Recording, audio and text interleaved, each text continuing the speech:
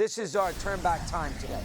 Believe it or not, 152 years ago, right there in Gettysburg, where he is asked to speak in basically in a, what's the word I'm looking for?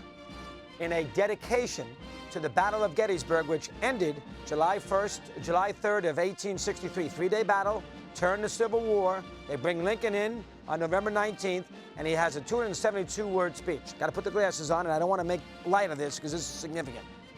47 years ago, our fathers brought forth on this continent a new nation, conceived in liberty and dedicated to the proposition that all men are created equal.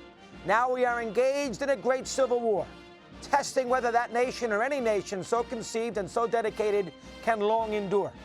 We are met on a great battlefield of that war.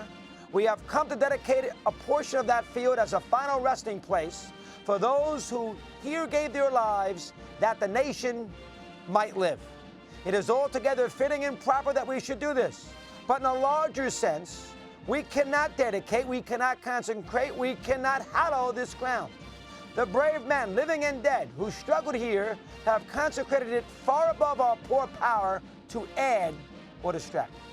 The world will little note nor long remember what we say here, but it can never forget what they did here. It is for us, the living, rather to be dedicated here to the unfinished work, which they who fought here have thus so far nobly advanced. It is rather for us to be here dedicated to the great task remaining before us, the great Lincoln, that from these honored dead we take increased devotion to that cause for which they gave the last full measure of devotion, that we highly resolve that these dead shall not have died in vain, that this nation under God shall have a new birth of freedom, and that government of the people, by the people, for the people, shall not perish from this earth. That's a heck of a speech.